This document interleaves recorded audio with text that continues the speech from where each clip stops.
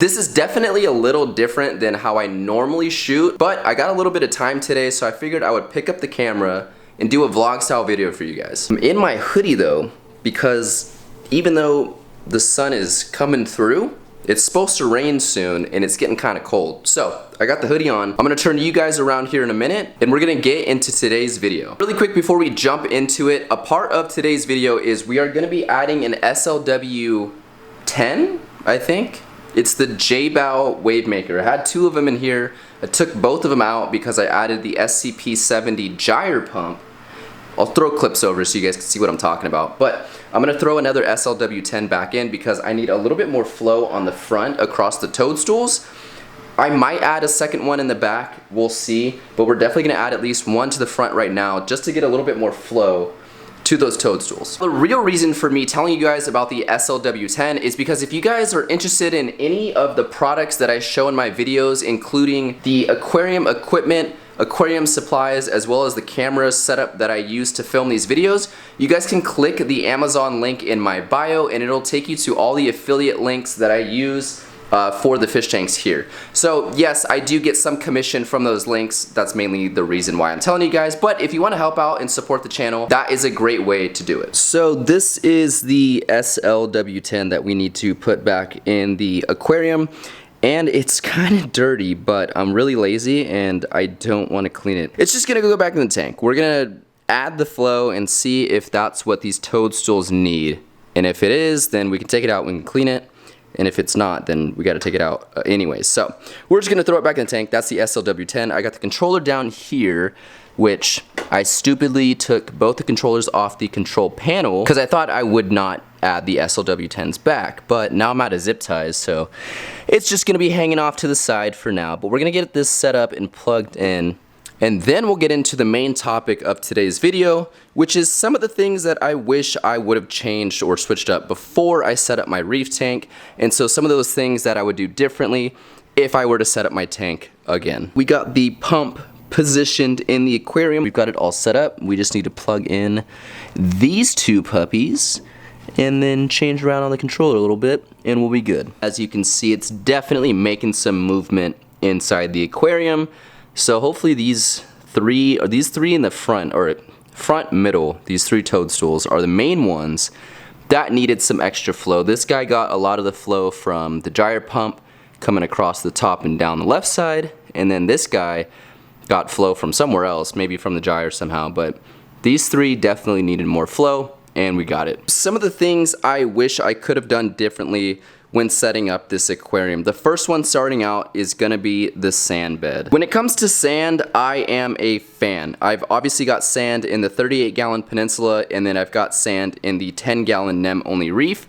I had this tank set up as a bare bottom for about a month, but we ended up adding sand just because I like the look so much. Obviously, the same thing goes for the 38. I initially was going to do bare bottom in this aquarium, but I eventually decided to put sand in. Now, the thing I wish I would have done differently, in my opinion, you should either go bare bottom or you should go with a deep sand bed. Anything in between, at least with my experience, isn't really that beneficial. There's a lot of benefits with going bare bottom, but if you're someone like me that loves sand in their aquarium, I would definitely recommend going with a thicker sand bed rather than like something I have where I've only got about ½ an inch to maybe an inch at some spots. I honestly don't really know the science behind it, but when I had my 30-gallon long set up, I had a very deep sand bed, and that tank was rocking. That thing was awesome.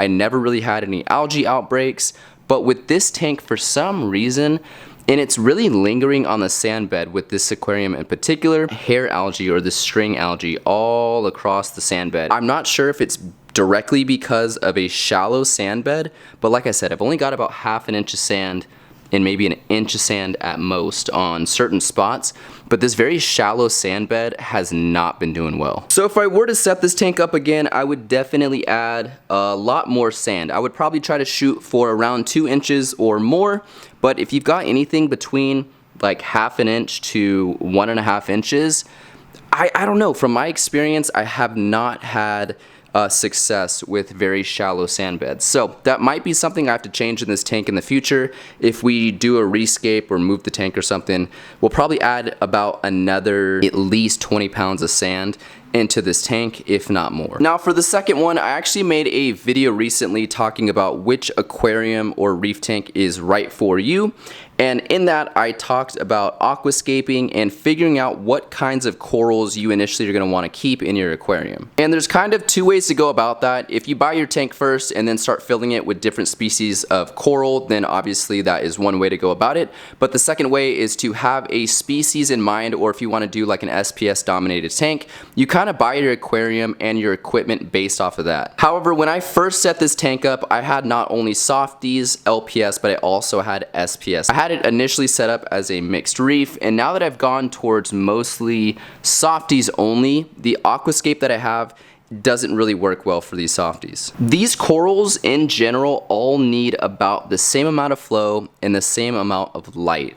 And when you've got an aquascape that kind of comes up in an arc like this, you've got a lot more light and a lot more flow here, and a lot less light and a lot less flow here. So with corals that need the same demands and you've got them up here and down here, it doesn't really work well. And that's why we actually ended up adding the other SLW10 to get more flow in that front space. Because the corals at the top were getting a lot more flow. So that's pretty much a long explanation to say that the second thing I wish I could have changed or done differently is have a better understanding of what corals were going to go into the tank initially. Like I said, the plan was to do a mixed reef in the beginning, and then we ended up switching to mostly softies only. So going into it in the future, if I was going to set up another tank, I would try to have an idea in mind of what kind of corals and what kind of fish I want to put into that tank. Now the third thing I would have done differently is not actually even in the aquarium itself. It's actually on the dresser or the stand that it's sitting on. So if we go into the light a little bit more, you guys can see it's on this 48-inch dresser, or this, you know, wooden cabinet, whatever you want to call it. And it fits nicely on here. However, I would have liked to move it a little bit closer to this wall. So it's actually about 18 inches from this right side wall here, and I did that specifically so I could put my ATO reservoir, which is under here, as well as all the cable management and stuff like that. I wanted a space for that. However, in getting more tanks in here, it's really hard to like rearrange stuff.